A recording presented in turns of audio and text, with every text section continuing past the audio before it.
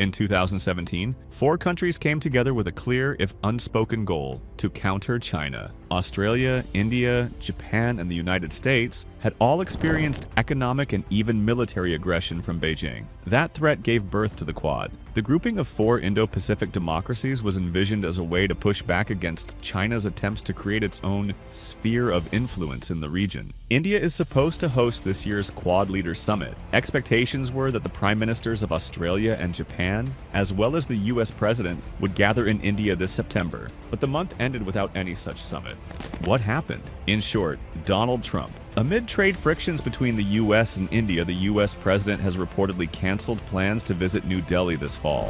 That's casting doubt on the prospect of a leaders' summit and the future of the Quad itself. Can the Quad survive in an America First world? Or will it quietly fall apart, just like the original Quad did back in 2008? You're watching The Diplomat Asia, your go-to source for Asia-Pacific news and analysis. In this episode, we discuss the history of the Quad, what it's accomplished thus far, and the future of the group under Trump 2.0.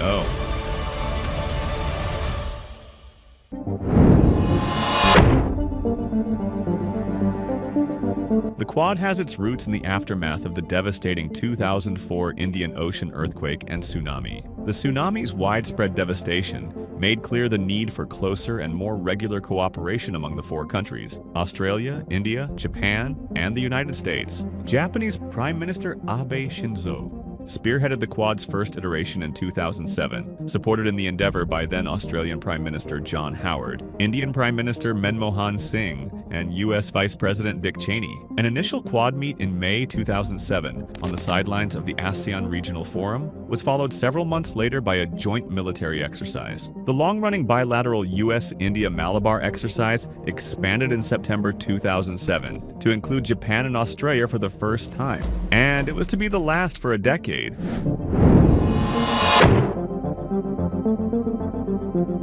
The first iteration of the Quad fell apart in early 2008. Its main cheerleader, Abe, had resigned in September 2007, and a new government in Australia, led by Kevin Rudd, backed out of a planned Quad dialogue set for January 2008. India also had increasing reservations about joining a group that could be construed as anti-China. The Malabar exercises returned to being an exclusively India-US affair, at least for a time. What happened to the original Quad?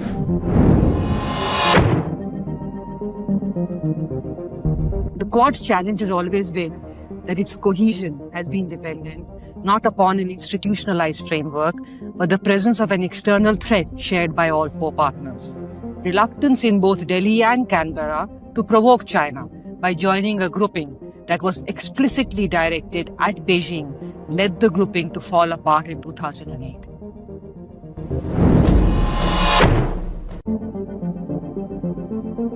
A decade after the Quad's false start, the four countries tried again. In August 2017, Japan, once more with Abe at its helm, invited officials from Australia, India, and the US to meet on the sidelines of the upcoming ASEAN summit in November. Billed as working-level talks, it was a way of testing the waters for the return of the Quad. Apparently, all four partners liked what they saw. In 2019, the Quad was upgraded to the foreign minister level. The top diplomats from the four countries have met annually ever since, making do with virtual meetings during the pandemic. What motivated the reformation of the Quad?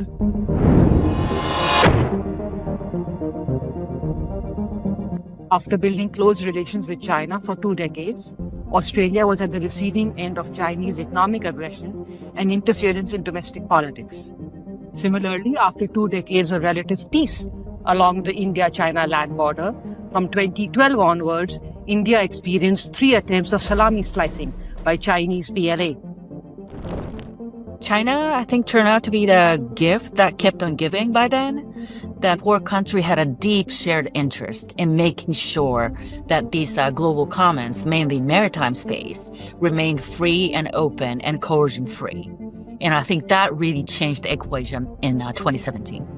Since 2021, the leaders of the Quad have met for somewhat regular summits, though occasionally domestic or bilateral issues have derailed plans. Abe resigned as Prime Minister of Japan in September 20th and 20, but the Quad's second launch was a success. The first Quad Leader Summit was a virtual affair held in March 20th, 2021, with the COVID-19 pandemic still in full swing. The host for the virtual summit was then U.S. President Joe Biden. Later, in September 2021, Biden hosted the second Quad Leaders Summit, this time in person at the White House. In March 2022, the third Quad Leaders Summit took place, again virtually. In May 2022, the fourth Leaders Summit was hosted in Tokyo by then Japanese Prime Minister Kishida Fumio. The following year, Australia was set to host the fifth Leaders Summit in Sydney on May 24th, but a week before the summit, Biden cancelled the Australian leg of his planned trip to Asia. Biden had to attend to domestic turbulence surrounding the U.S. government's debt limit. Instead, the four Quad leaders met on the sidelines of the G7 summit, which was held on May 20th in Hiroshima, Japan. The 2024 summit was to be hosted by India, but never made it out to the planning stages. New Delhi had hoped to host the summit beside its January 26th Republic Day celebrations, but the U.S.-India relationship had hit a rough patch a few months earlier, when the U.S. Department of Justice charged a former Indian intelligence official in a foiled assassination plot on U.S. soil. After missing the January timing, successive elections in each of the Quad members effectively tied up the calendar for most of 2024. Instead of January in New Delhi, the U.S. hosted the sixth Quad Leaders Summit in Delaware in September 2024, on the cusp of momentous political change in Washington. In January 2025, Trump took office in the United States. The Quad foreign ministers met in Washington on January 21st, just a day into the second Trump administration's term. The meeting sparked hopes that the Quad could survive in an America First world. The Quad foreign ministers met again in Washington on July 1st, but there has been no official date set for a leader summit in 2025. Are we likely to see a Quad summit in India this year as had been anticipated?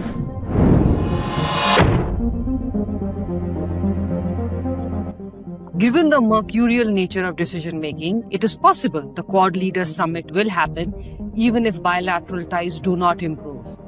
It is equally likely that a deterioration in bilateral ties impacts the mini and multilateral relationship, and the summit is either cancelled or rescheduled.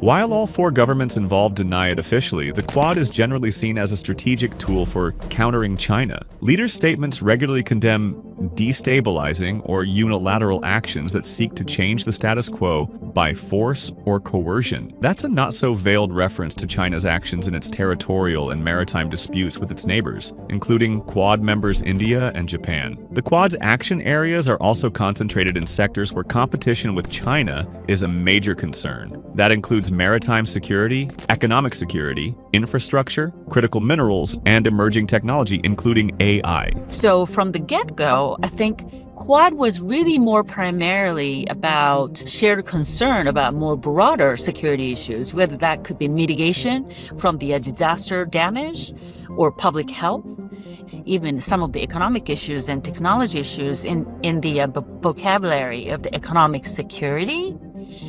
If there's any one area that it's active, it is really in this area. The symbolism of the Quad is clear. It's perhaps the most visible example of a grouping actively working to counter the China threat, or as Beijing would say, contain China. That's why China's foreign minister labeled the Quad an Indo-Pacific NATO. But that also exaggerates what the Quad has actually accomplished. While the return to a four-way military exercise is noteworthy, one annual military drill is a long way away from a formal alliance structure. Should we actually think of the Quad as a military or security partnership at all?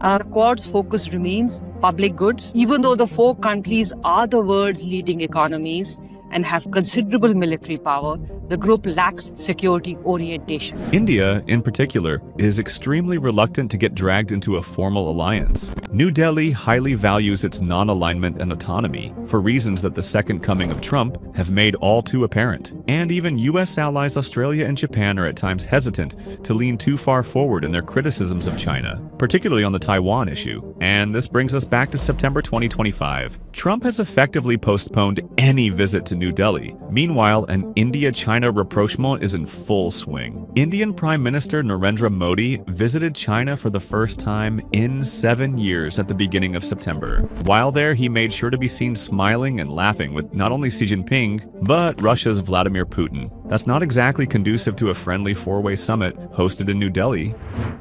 That image and optics at the Shanghai Cooperation Organization Summit, that was kind of mind-boggling and almost disturbing. At this point, I would say summit between U.S. and India leaders, especially Trump visiting New Delhi, is unlikely.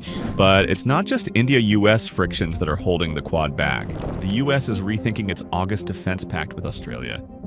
Trump has also ratcheted up tariffs on Japan while demanding a sharp increase in military spending. The fate of even formal U.S. alliances is being thrown into question. What does that mean for an informal grouping that's still struggling to leave a real mark?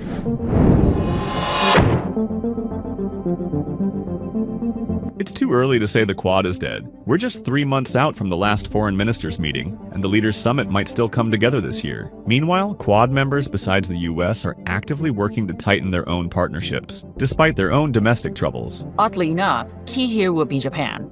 Because at this point, Japan is the anchor of the Quad. India's Prime Minister Modi made a high-profile visit to Japan in late August, resurrecting the once-annual leaders' summits between those countries. 2 weeks later, his counterpart, Ishiba Shigeru, resigned amid domestic political turmoil in Japan, but cooperation is expected to continue. Japan also recently inked a major defense deal to supply Australia with next-generation frigates. That represents a new leap forward in their quasi-alliance and will cement future defense cooperation, with or without U.S. involvement. India and Australia have ramped up the momentum in their relationship since signing a comprehensive strategic partnership in 2020. That includes new partnerships on technology, critical minerals, and military logistics. Of course, the Quad will look very different without robust U.S. participation. Some analysts have questioned whether the grouping has any substance if the counter-China rationale falls apart, and Washington has been the driving force behind that approach to Indo-Pacific affairs. Could a Quad -1 survive?